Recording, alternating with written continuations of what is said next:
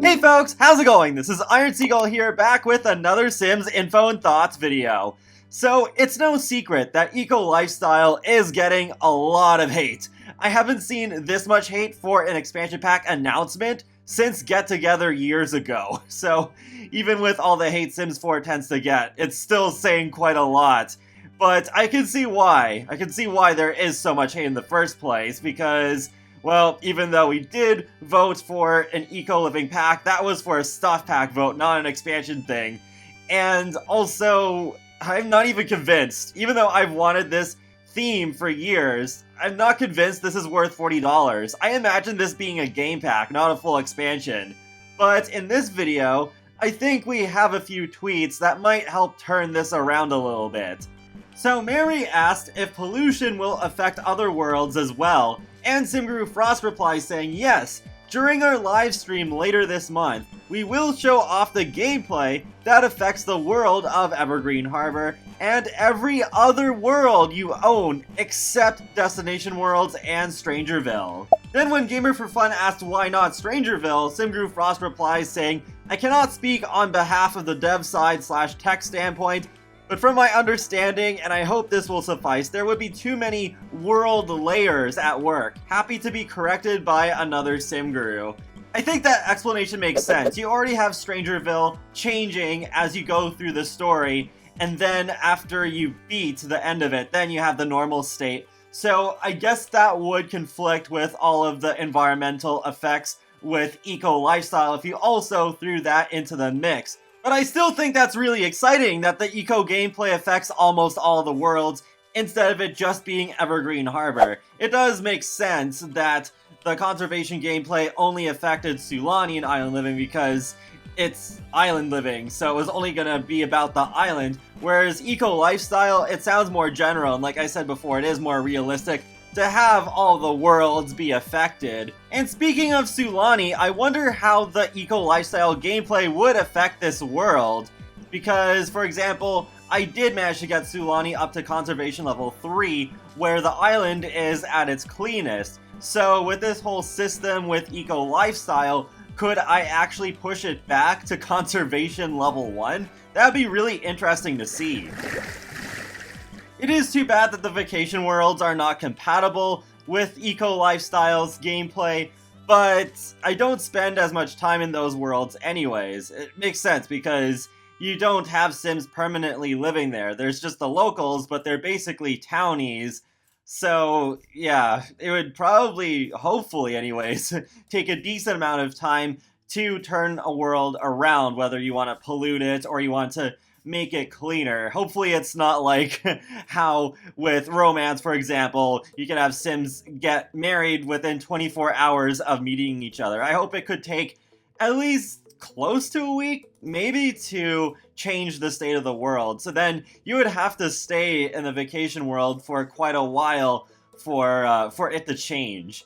But I think being able to have this eco-friendly gameplay in most of the worlds boosts the value of the pack quite a lot, because then it really is expanding the whole game in a bigger way than just adding another location with gameplay that's just made for that place. No, it actually will affect the core game, and I'm all for that. That's what I've been saying for quite a while now, that we need more just things that affect the normal gameplay no matter what worlds you live in. I'm looking forward to seeing what San Myshuno and Del Sol Valley will look like polluted. I think that really would suit the aesthetic those worlds have. It is a little strange to me, though, that they didn't at least show what Willow Creek and Oasis Springs would look like in at least one of the alternate states, because then that could have really shown that, yes, this pack has more appeal than just being all concentrated within the new world. No, you can actually just play in the base game worlds too, and you can change up the environment there. Maybe the gameplay trailer will do that, but I think it was more important to just have that off the bat, since first impressions are pretty important. But for those of you who don't want to worry about the pollution level all the time, Simguru Frost did verify there is a game option that pauses eco-footprint effects from happening. Like many other pack-specific game options, this is set per save. Also, please give Simguru Font some love. He's been verifying answers for me. So it's not set per town with that option, but I still imagine that you'd still have to do quite a bit in order to pollute your world or make the world more green. So I think they have learned from Strangerville to not have these things forced upon you. So I think it'll still be somewhat easy to opt out of this eco gameplay if you don't want it and you bought that pack for other aspects like the build and buy or the create a sim content. Then Arnez asks, this was my only concern. This is absolutely game changing, and that makes this for sure an expansion pack worth trying. I have just one question. What contributes to the pollution? And Simguru Frost replies saying, living a non-eco lifestyle. We'll definitely cover this in our stream. Then Euphoric Lovers asks, is this a one-time playable pack like Strangerville? And Simguru Frost says, I saw a lot of confusion about if there is a storyline with The Sims 4 Eco Lifestyle, similar to The Sims 4 Strangerville. No, there is no storyline in Eco Lifestyle. I guess that's a good or a bad thing depending on your point of view, but I don't think a storyline is that really important to this pack. We already got Strangerville. I don't need another story pack for a good long time if we ever do get another one for The Sims 4, but since this is more a pack that is going to affect a bunch of different worlds rather than just one, I think it makes sense that there is no story focus. Next up, Val asks, the game looks really amazing and I can't wait to see more. It seems to have a lot of content to it. Weird question, does it have a new life state, like improved plant sims or strange plants in the game? And Simguru Frost says, no new life states or occults. As big a supporter as I am of occult gameplay, I'm fine with this pack not having any, because this pack I think is a lot more based in realism than some others, and well, we already got so much of that occult and fantasy gameplay last year. I don't mind a little bit of a break from it, though I guess it would have been nice if they did sneak in a couple of new things for plant sims, because we've had those in the base game for quite a long time. But they're really shallow, and for some odd reason, when they made them, it's so that when your sim turns into a plant sim, they eventually revert back into a normal sim anyways, regardless of what you do. So I wish there was a way to make plant sims permanent without having to use mods.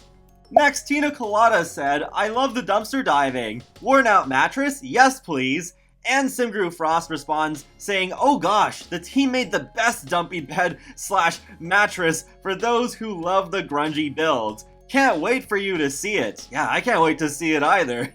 Because I think I do say this pretty often, that I feel there's too much modern furniture in the game and not enough genuinely crappy rundown stuff. So it is good to see more of that in this pack. We can kind of already see a little bit of that vibe from the trailer, but it is good to see that there is more of this stuff coming to the game. And for the last bit here, we're going to go with something a little bit more lighthearted. So Alan started off by saying, loved University. Also, are those preserves and nectar making that I spy? Are they their own separate skill? I am really loving the creative pursuits included with this pack.